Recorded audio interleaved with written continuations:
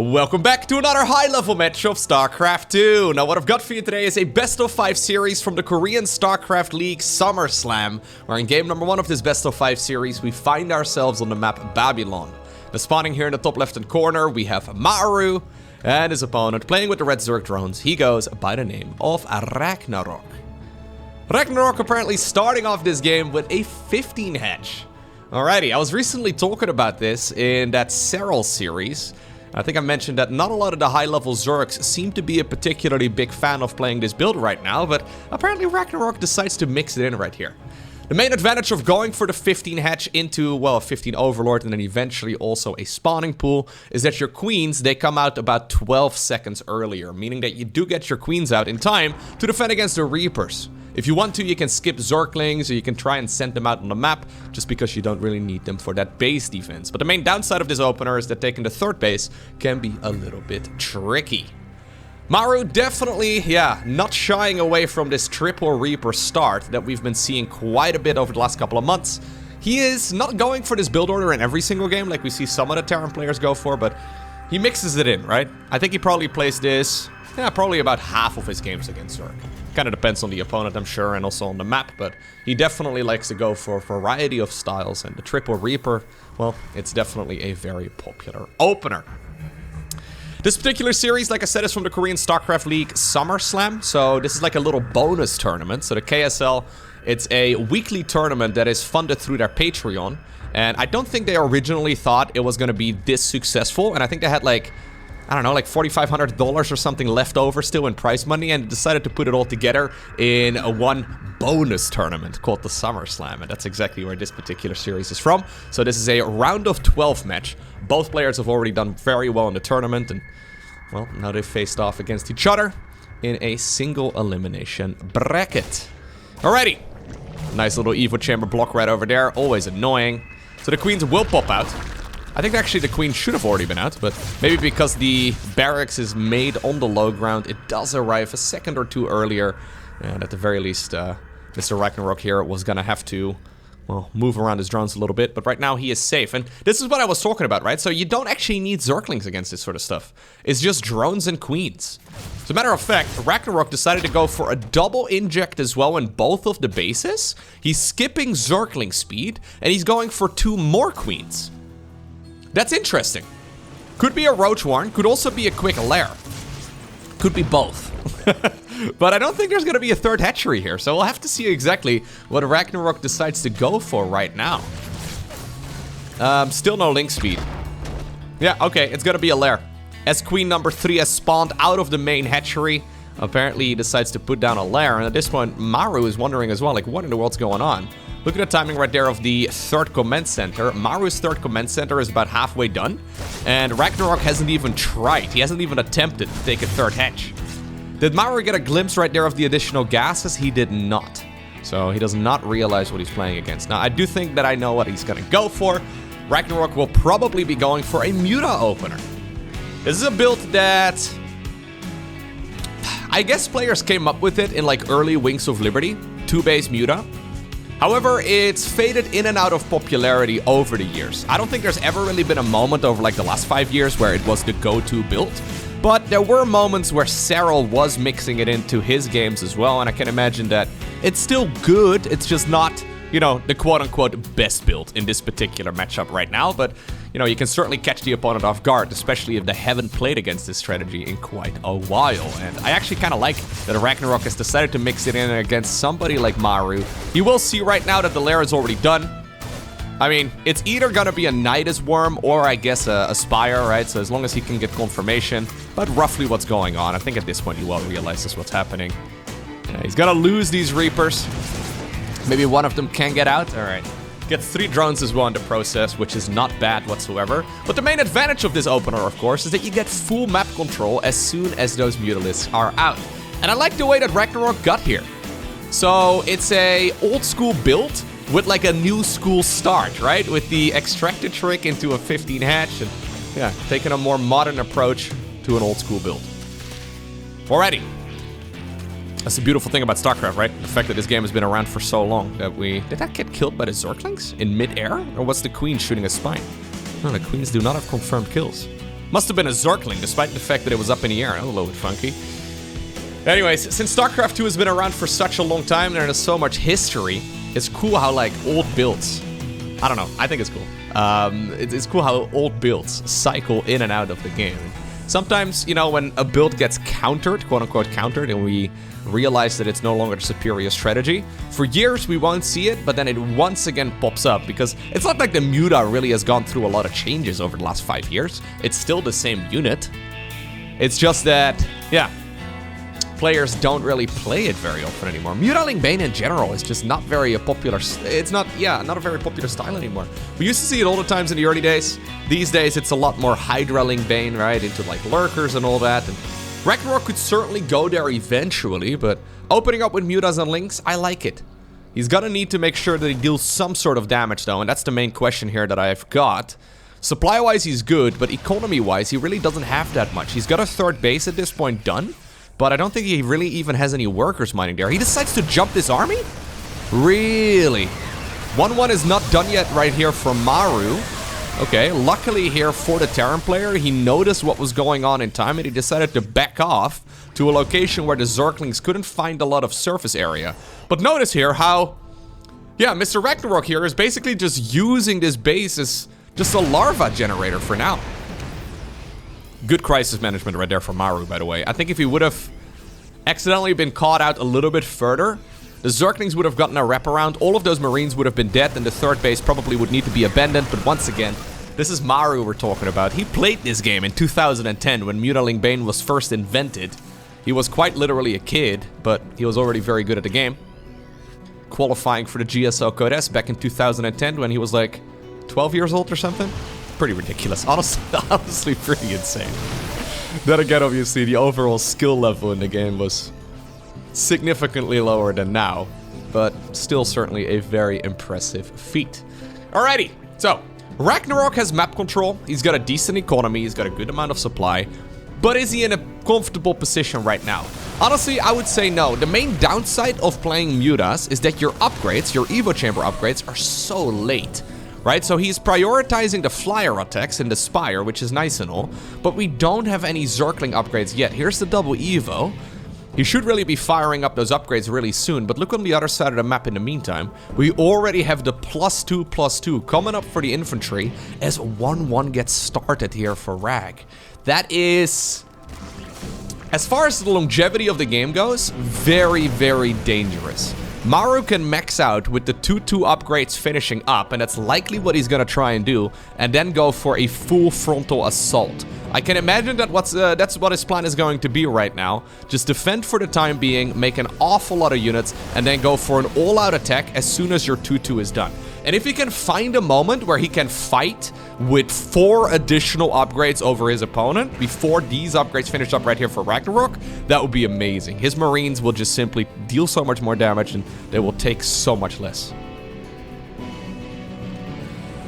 Maru's slowing down the game quite a bit, normally a very active player, but I think he's reading Ragnarok like a book so far in game number 1. Obviously, he needs to be very cautious, because you're still going to be fighting a Zerg player on creep, and while Banelings do benefit from upgrades, they're, well, they either deal a ton of damage or a stupid amount of damage, right? Like, those are like the 2 options of the Baneling. You still have to respect them, even when you do have 4 upgrades of an advantage, but the Banelings are not a cheap unit here, and with the economy that Ragnarok has, I wonder.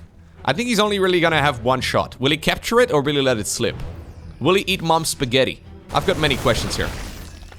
Really good movement here by Maru though. Setting himself up for those Baneling roll-bys as well. He realizes that they're an option, but so far he's maneuvering his army around in such a way that, yeah, Ragnarok can't really find an angle. So, infantry upgrades are finishing up. Maru's supply count is basically maxed. I would love to see him go right now. Yep, that's exactly what he does. Armor upgrade is going to finish up in time. I think the attack upgrade also will finish in time. One option though that Ragnarok always has here is then rather than engage his army, go for a full-on counterattack. And that may just be what he's going for right now. Banelings are thinking about moving forward. That Widow Mine, that Widow Mine, that Widow Mine! Getting a big detonation in. In the meantime, the creep is being cleared out over here on the side of the Zerg. He found himself a cloud of overlords as well. Loads of SCVs, though, are falling on the low ground. The natural expansion in a world of trouble. But I think Maru is just gonna go for an all-in right now. I mean, he may not have the worker count anymore, but he's got the army. If he can win against these units here from the Zerg, maybe the Mutas can come home and clean the rest of it up. But if he can win against this army here from the Zerg, I think he's going to be in a fine position still. Although this is actually going much better for the Zerg player than I thought it would here. Killing so many of those workers on the other side of the map.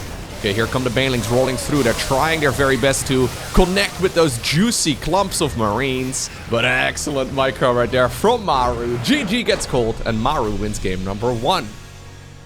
Ancient Cistern is going to be map number 2. I've decided to fast forward through the first couple minutes of the game because, well, nothing all too exciting happened. That being said, we do have a little bit of build order deviation. This time around, I mean, we have Zergling speed. Right at the very start of the game, I know, crazy. But also a much faster spawning pool and gas geyser. As a matter of fact, he built them before the hatchery right here on the low ground. Third base also going up nice and early, and Maru sees this right away. So, does he realize at this point, though, that this is a pool first with a quick link speed follow-up? So, yeah, it's gonna be 3 Reapers once again. Zerglings here in the meantime on the other side of the map. Well, that's a clear giveaway that this was indeed a very quick spawning pool here from the Zerg.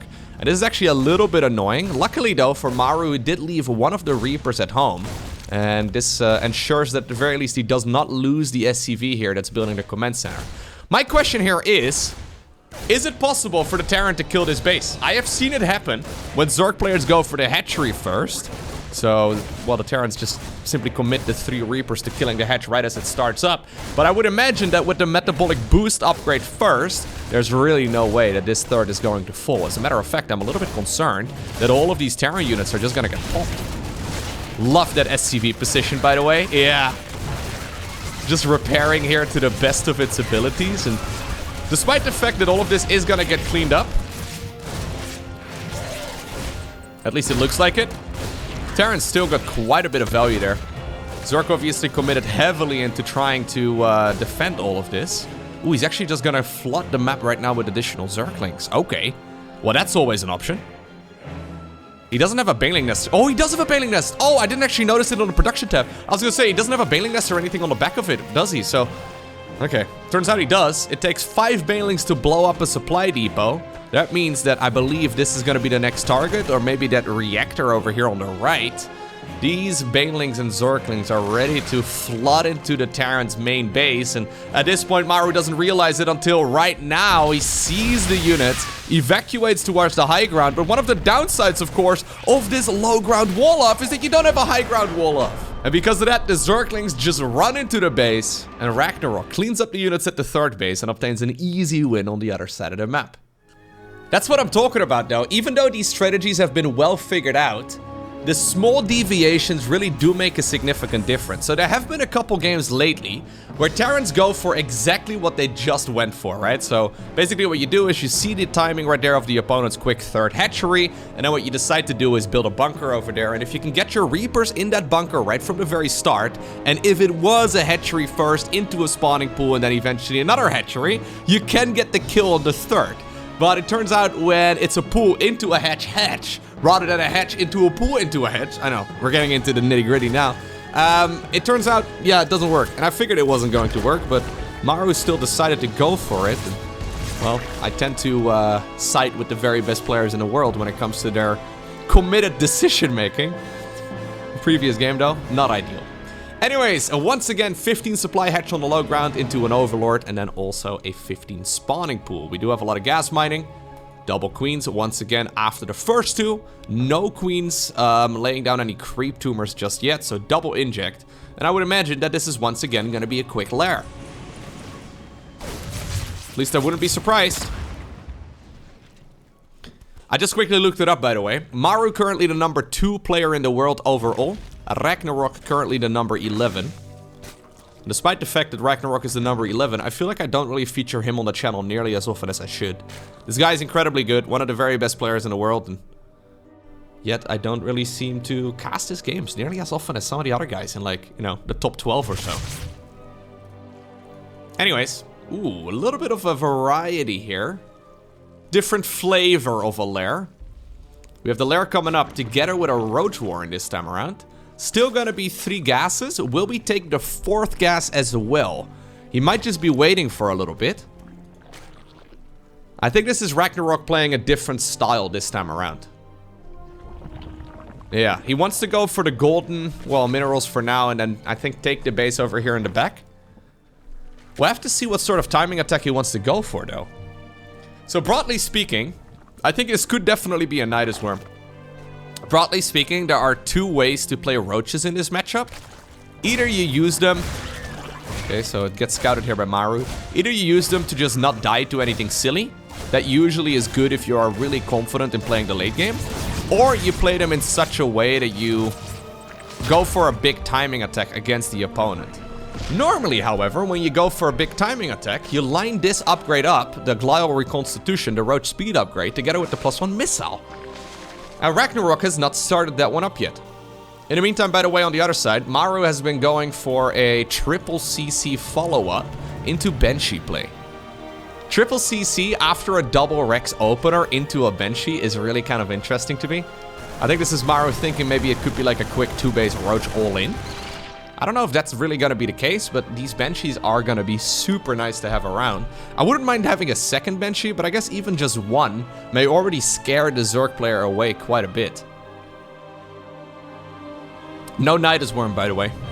It looks like this is just the very safe opener right here from Ragnarok, which is interesting to me, because with the timing here of the 3rd hatchery, the economy from the Zerg has been hurt quite a bit compared to where it could have been. And like, yeah, you don't really die to anything silly. Maybe you can try and break this Terran army, but anyways, now he sees the Banshee as well. Does he still commit to a push? I guess he's kind of, yeah, he kind of has to. He's made so many roaches. He's got 9 more roaches coming on the back of this as well. All right, 5 drones there in total, not bad whatsoever. Question is, poor roaches over here on the right. Question is, does Maru have enough to deal with this? Well, this is just about to get really strange. I was gonna say, I don't think this is the moment. Okay, the Reaper must have seen it. I don't think this is the moment for him to go for a big marine move out towards the other side of the map. There's a single siege tank available. Stimpack is done. He activates it right away. Okay. Just hurting whatever he can. Ragnarok, that is. There will be another siege tank, though, popping out in about 10 seconds. 3rd command center has landed, casually producing some SCVs. At the very least, I guess the combat shields upgrade gets denied, but I don't think I like this for Ragnarok. Yeah, even though it looks scary, he's gonna have to transition away from this. I don't see how he's gonna be able to win the game right here, right now. So like, he needs to play a longer game. Now he's starting to catch up in the work account. But I don't know, it all feels very late. And like, again, supply-wise, this game can be a little bit deceiving, I suppose. It looks scary here for Maru, but Maru, yeah, now has the ball, right? Like, the ball is in his court and he gets to do whatever he likes with it. And I think what he likes to do is pick his opponent apart. Okay, so 1-1 upgrades. Again, significantly ahead of the Zergs. As a matter of fact, the Zerg has decided to go for a single Evo chamber this time around. Poor SCVs, by the way. But just a single evolution chamber on the other side of the map for now. We do have a second one, but it's not researching anything yet. Bailing Nest together with Bailing Nest together with a... What did I want to say? Infestation pit? That's all I got. Together with an infestation pit. He'll probably try to go up towards a hive here pretty soon, but... Yeah, I don't know. So it's 2-base Zerg into a 2-base attack, into 3-base Zerg, into 3-base tech with a 4th hatch on the back of it. I feel like this is inferior to the conventional style that we normally see Zerg players play. Because you just simply have less workers and your 4th base is faster. And it's not like you couldn't have done this attack with a couple less units, right? Like, at this point, there's no way that roaches are really going to work anymore. That being said, we are still committing to the +1 missile upgrade. So this is also a bit funky. We have bailing speed together with wing speed on the back of this? Considering Maru is playing a very normal game, I've got a feeling he's gonna eat him alive in a couple minutes. I would like to be wrong. I would like for Ragnarok to have figured out something spicy here that can work out, but I guess the Hive is just to go for Vipers now?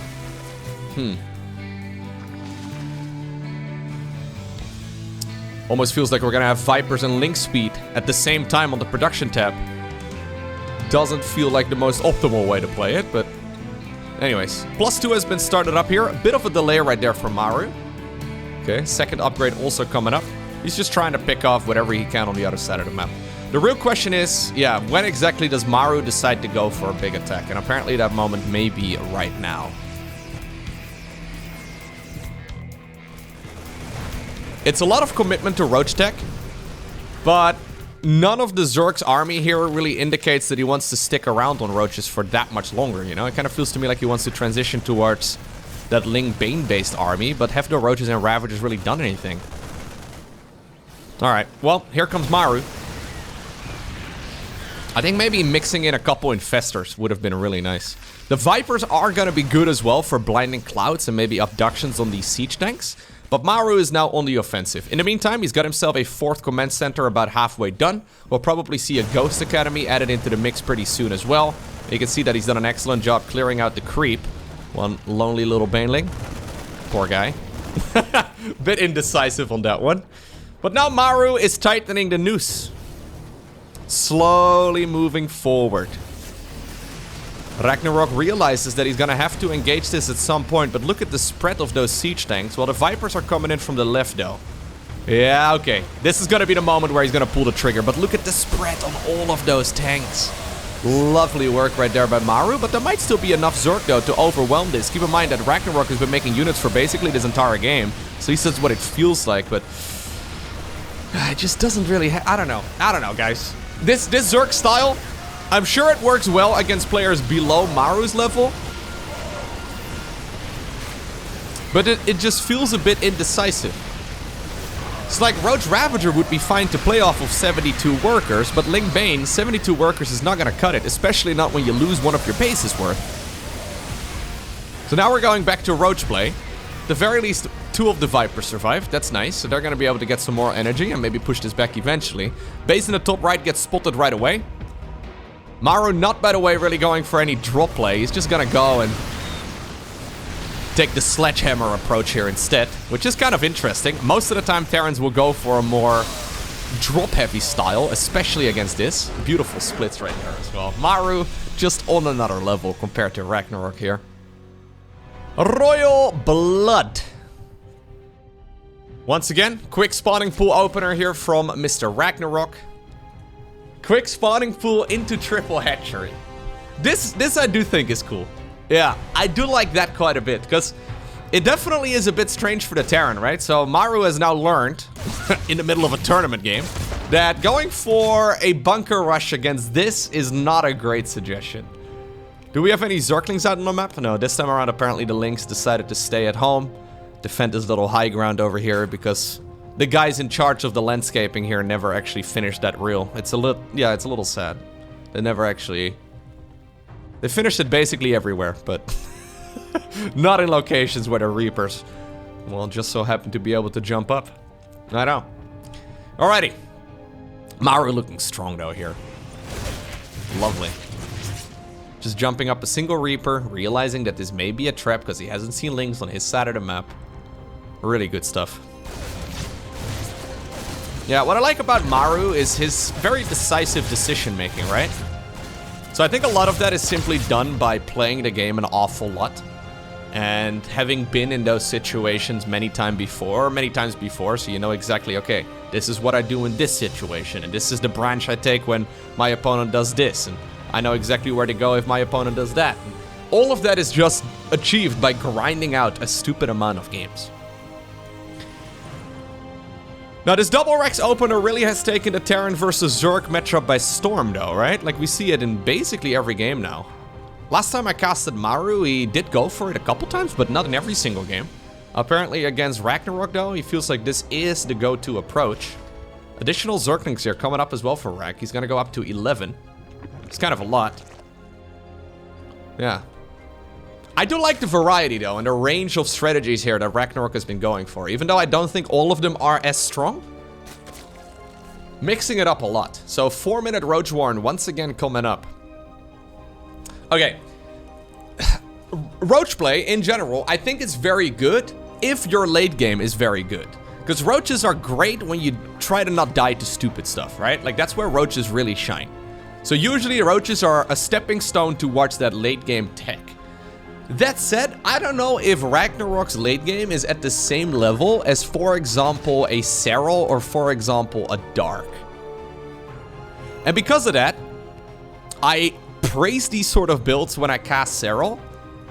And when I, well, for example, cast a Dark or a Raynor, but I'm not entirely convinced that this is the best style for Ragnarok to play. In my mind, Ragnarok is a really dangerous, especially mid-game player, but Roach-based play is essentially always late-game focused, because unless you want to make it an all-in with a timing attack, like we sort of saw in the previous game, we saw a commitment to a lair attack, and then he had a bunch of roaches, and he started drawing the third base, and then we had all these roaches and ravages just sort of sitting there.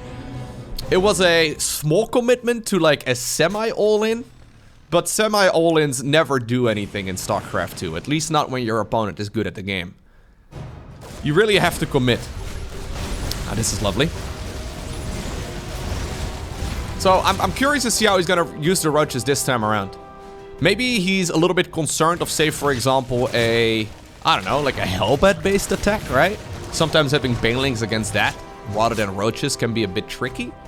But Queens and Lings and Bane should be more than enough, especially for someone of a Ragnarok's caliber. So I like the strategies that he's playing, but I'm not sure that they are the most optimal ones. Once again, missile upgrade coming up. Okay. Well, Maru, once again doing Maru things. Nothing all too crazy. Playing the standard build, and, well, when I say that Maru is playing the standard build, obviously that's the build that he has invented over the years. It's not like there's one player that can really be, you know, counted on for coming up with the standard. And I would say that this double barrack start with a triple Reaper opener is Beyond's build, but there's no denying that Maru is very good at playing a quote-unquote normal game. Getting the snipe right here on the hatch. Roaches are too slow, they didn't get here in time. Push over on the left side as well with the Hellions and the Reapers. Lovely little bit of maneuvering here by Maru. And getting the snipe right here on the fourth hatch is absolutely massive. Sure, there wasn't any mining going on there yet. Sure, it wasn't like the most important bit of Zerg infrastructure, but it starts up the tempo advantage, right? So at this point, Ragnarok is going to be forced to defend. And he's probably going to be defending for a very long time. He needs to get an overwhelming advantage against this Terran army at some point, but this is not it. Terran's not going to be done yet. As a matter of fact, I think we're going to be seeing an attack here pretty soon with all of these upgrades finishing up right around the same time. At least I wouldn't mind it. Although Maru could also sit back and just continue to drop play. Okay, drop a fourth command center instead. I would like to see Ragnarok go up to like 85 workers here. 85 workers and just swarm the opponent. Is he gonna go for +2 missiles here? We have 7 Ravagers coming up. Okay. So if he wanted to, he would have to start it up pretty soon. He still has some money left over.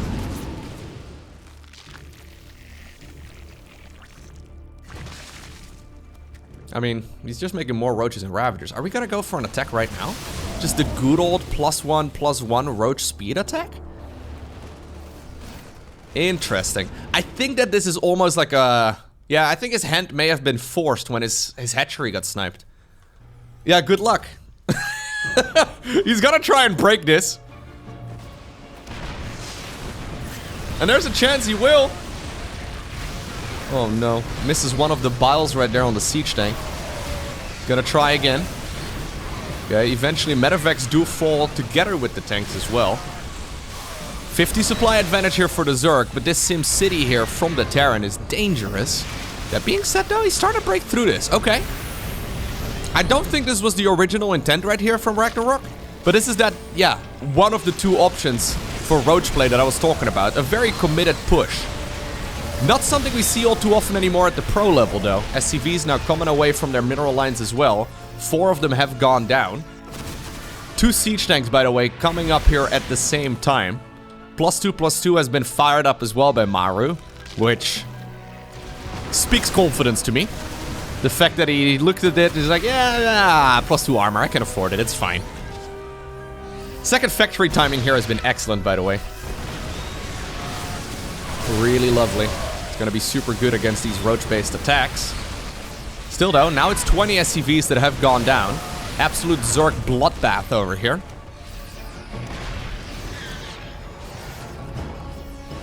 Yeah. Again, I feel like these strategies would work against other top-level Terran players that aren't Maru. I was gonna name a couple names, but I think that's kind of mean. I probably shouldn't be doing that, because it might be offending some fans. But Maru is known as a guy who does not die. He's incredibly good at that turtle style. And even though this isn't really the turtle phase of the matchup yet, usually that comes a little bit later with all of the ghosts and all that, you can see that this excellent army positioning is still stellar. These buildings are not just thrown around willy-nilly here. He's very cautious with where he's positioning his stuff, and now the Zerg decides to go up this ramp. This ain't the location here, dude. No, he decides to stim down the ramp, chase down what is now essentially a Ravager-only army, snipes every single one of them down, and what once was like a 60 supply advantage for Zerg has now been evened up in the supply count. And in the meantime, apparently, we have a Liberator getting a little bit of damage done too. Good crisis management right there by Ragnarok, but now suddenly Maru has got himself a 4th command center done.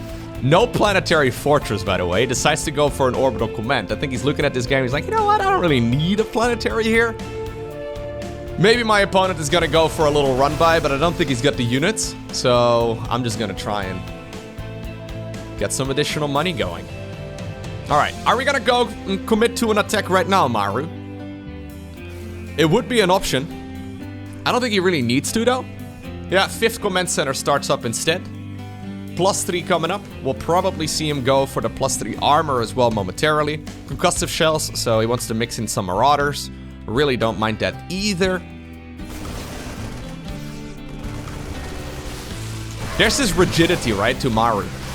It's really nice to see.